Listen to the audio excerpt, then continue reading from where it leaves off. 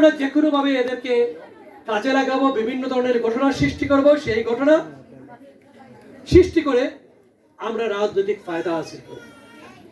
সেই রাজনীতি চলে গেছে। আজ মানুষ অগ্রসর হচ্ছে।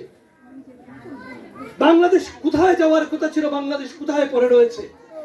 আমরা যদি এখন ধর্মীয় বিভেদে লিপ্ত থাকি, আমরা কি অগ্রযাত্রায় বাংলাদেশে শরিক হতে পারবো?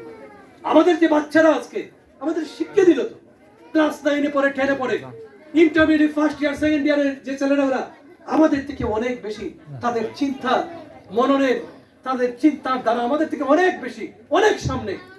আমাদেরকে তাদের সেই চিন্তাকে সম্মান দিতে হবে এবং আমাদেরকে অগ্রগতির বাংলাদেশে আমরা সবাই মিলে আমাদের যে মূল্যবোধের অবক্ষয় কত দীর্ঘদিন হয়েছে, সেই মূল্যবোধকে ফিরিয়ে এনে সবাই, সকল ধর্ম বর্ণ নির্বিশেষে বাংলাদেশটাকে এগিয়ে নিয়ে যেতে হবে। আমি আমার বক্তব্য আর এখানে বক্তব্যের পালা নয়, আসলে বিশেষ কারণে এই কথাগুলো বলতে হবে।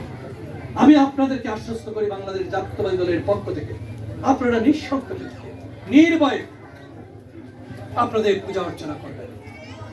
শুধুমাত্র এই পূজা নয়, এই যে যাত্রা শুরু হলো, এই দুর্গাপূজার পরে অনেকগুলো পুজো রয়েছে, অথবা আগামীতে যত কিছু ধর্মীয় অনুষ্ঠান রয়েছে, এখন থেকে যেন আর মুক্ত পরিবেশে, এখন থেকে যেন আর পাহারা দিয়ে আমাদের এগুলো না করতে হয়।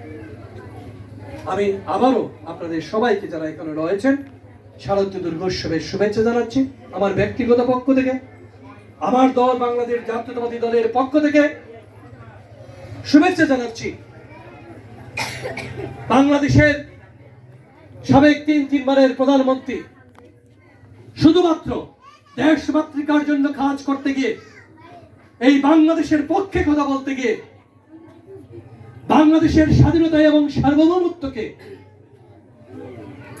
টিকিয়ে রাখতে স্বার্থে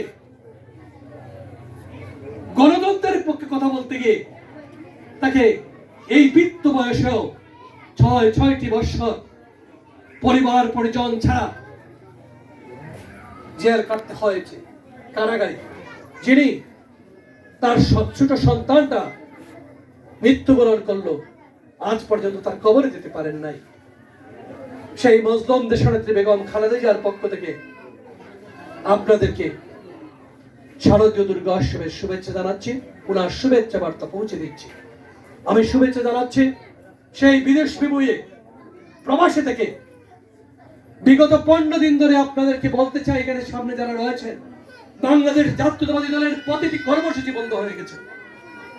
অন্য কোনো কর্মসূচি নেই।